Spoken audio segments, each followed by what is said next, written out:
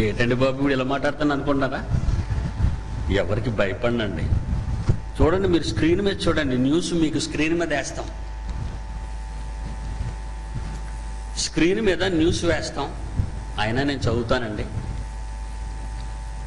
పోస్టర్లపై దుమారం. ఏ పోస్టర్లు? ఇదిగండి మీరు చూస్తున్నారు, ఈ 4 గుర్రాలు. జన్మకైతే హిస్టరీ, చావుకైతే మిస్టరీ.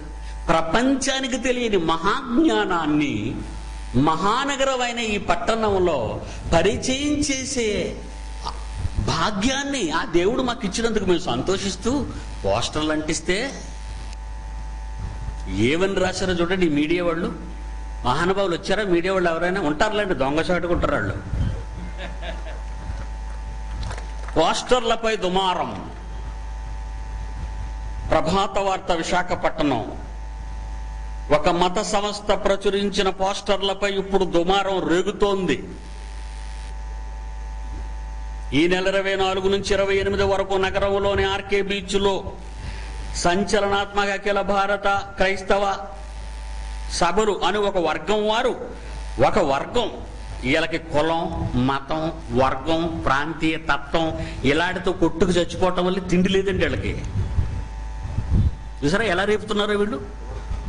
ఊరుకున్న ప్రజానీకాన్ని ఈ మీడియా ఎలా రెచ్చగొడుతుందో.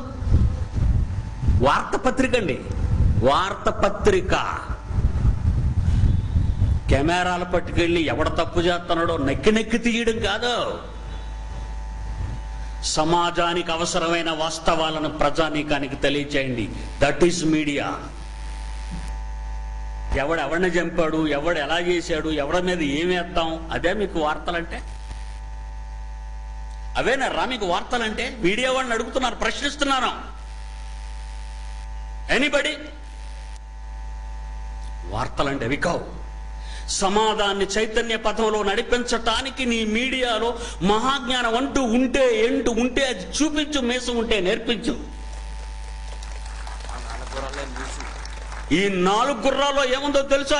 NEWS news. అది అర్థం కాలేదండి ఆ మీడియా విలేకరికి. నువ్వు రాసిన న్యూస్ కాదు, మేము నీకు చెప్పే న్యూస్ ఇది. విలేకరులు అనుకోగానే 10th క్లాస్ పాస్ అయ్యి కెమెరా కూడా చంకలో తగిలించుకొని చేతికొచ్చినట్టు రాసేకి నాన్న, నువ్వు చాలా కిడ్డువు నా ముందు. ఒకరు చేసిన మంచి పనులు సమాజానికి చెప్పు, నేర్చుకుంటారు. వాస్తవాలను తీసుకెళ్ళు. హత్యలు ఎలా జరిగాయి, మానభంగాలు ఎలా జరిగాయి, దోపిడీలు ఎలా జరిగాయి, ఎందుకు నేర్పిస్తున్నావు? అమాయకులైన ప్రజలకు చూపించి రాసి అశ్లీల చిత్రాలను గోడల మీద అంటించినప్పుడు ఏమైంది నీ మీడియా? చెత్త పాటలతో యువతరాన్ని అడ్డదారిని నడిపిస్తున్నప్పుడు ఏమైంది నీ మీడియా? చెప్పగలవా సమాధానం? నువ్వు కాదు కదా, నీ పత్రిక సంపాదకుడు కూడా చెప్పలేడు. బిజినెస్ ఇదొక వ్యాపారం, నీకు డబ్బు కావాలి. పురుగుల మందు ఉందర్రా, ఎందుకర్రా మీరు డ్రింక్ తాగుతున్నారా? కూల్ డ్రింక్ అందండి మీడియా. ఒకసారి విన్నారా? మీరు చూసారా? పురుగుల మంది అండి, కూల్ డ్రింక్ తాకండి, కూల్ డ్రింక్ తాగొద్దండి, పురుగుల మంది అంటుంది మీడియా. ఒకరోజు ఆ రోజు ఎందుకు చెప్పింది అది వార్త. రెండోసారి ఏముందో తెలుసా? మరో మీడియా దమ్ముందా థమ్సప్ తాగంటుంది. ఈ చాలా ఈ చురకాళ్ళకే ఒక మెగాస్టార్ నిలబెట్టి కంపెనీ వాడు డబ్బుల కోసం లాభాలు సంపాదించాలని ప్రజా ఆరోగ్యంతో ఆడుకుంటుంటే ఆ రోజు నీకు దమ్ము లేదు.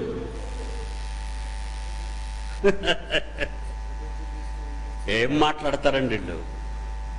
ఏం మాట్లాడగలరు పిడి సుందర్రావు ముందు?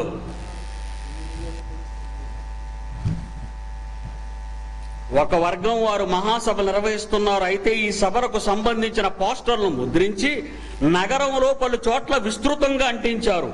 ఎంతవరకు బాగానే ఉన్నా ఆ పోస్టర్లో 2 ప్రముఖుల చిత్రాలను ప్రచురించడమే ఈ దుమారానికి కారణమైంది. మరి మీకు చెప్పాలి కదండి నేను ఎక్స్ప్లెనేషన్. వాళ్ళకి ఎందుకు చెప్తాను? వాళ్ళ నా దగ్గరికి వచ్చే చెబుతాను. నా దగ్గరికి రావడానికి వాళ్ళకెంత గుండె ధైర్యం ఉండాలి? రాలకే బొమ్మ వేసుకున్నాడు. మాకు ఒక 10,000 ఖర్చు లేకుండా ప్రకటన ఇచ్చాడు, సంతోషమేలండి.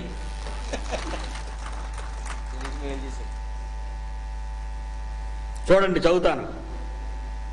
పోస్టర్లపై ఏఐసిసి అధ్యక్షురాలు సోనియా గాంధీ, కాంగ్రెస్ రాష్ట్ర వ్యవహారాల ఇన్ఛార్జి దిగ్విజయ్ సింగ్ల చిత్రాలను ముద్రించారు.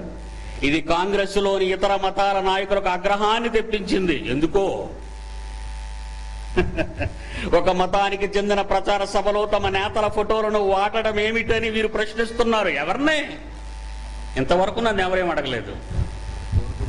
మరి ఎవరిని అడుగుతున్నారు? ఆకాశవాణిని. సెల్ నంబర్లు ఇచ్చాం చూడండి.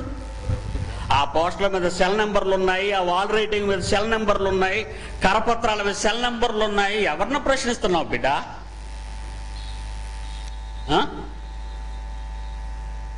వీరే కాకుండా కాంగ్రెసేతర పార్టీల నేతలు సైతం అభ్యంతరం వ్యక్తం చేస్తున్నారు. తక్షణమే ఈ నాయకుల పోస్టర్లను తొలగించాలని డిమాండ్ చేస్తున్నారు. ఎవరిని? మిమ్మల్ని పీకేయమన్నారు అందరూ. ఎందుకు వేసామో ఈ అమాయకులకు అర్థం కాలేదండి. ఎందుకు వేసామో తెలుసండి? సోనియా గాంధీ గారు, దిగ్విజయ్ సింగ్ గారు మాకు ఒక ఉత్తరాన్ని రాశారు. వీళ్ళకెవరు రాస్తారు? వీళ్ళ మొహాలకే. వీళ్ళ మొహాలకి ఎవరు రాస్తారంటే భారత కాంగ్రెస్ పార్టీ అధినేత ఉత్తరం రాస్తుందండి. దేనికి రాయాలి నీకు? పదవుల కోసం ఢిల్లీ చుట్టూ గిరికీలు కొట్టే నీకు ఉత్తరం రాసేటంతట వాడవా నువ్వు? నేనెందుకు ఫోటో వేశానో నన్ను అడిగితే నేనే చెబుతాను. అధ్యక్షురాలు సోనియా గాంధీ గారు, దిగ్విజయ్ సింగ్ గారు మాకు ఉత్తరం రాశారు. మీ సభలు విజయవంతంగా జరగాలని. రాసుకోండి.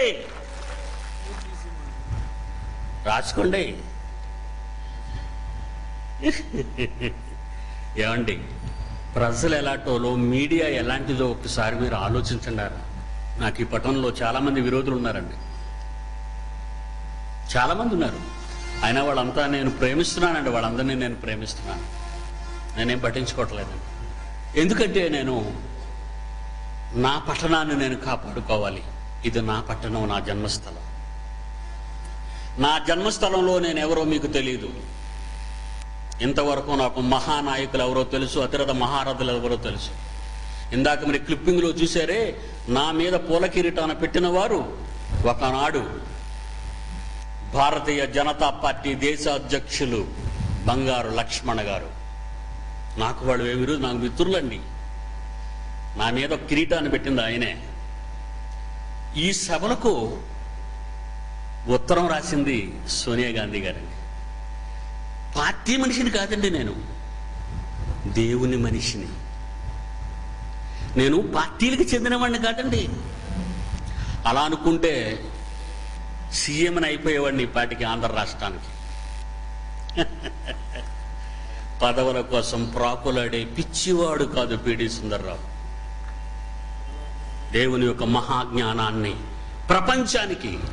టోనీ బ్లెయిర్ అంటే మీ అందరికీ తెలిసే ఉంటుంది, బ్రిటిష్ ప్రధాని. ఇప్పుడు కూడా సింహగర్జన, ప్రపంచ మేధావులారా కబడ్దార్ అనే సింహగర్జన పుస్తకాన్ని రాశానండి. అక్కడ ఉంది బుక్ స్టాల్లో. మీరు రాసిన ఉత్తరాన్ని మేము జాగ్రత్తగా పాటించగలం అని రాశాడండి టోనీ బ్లెయిర్.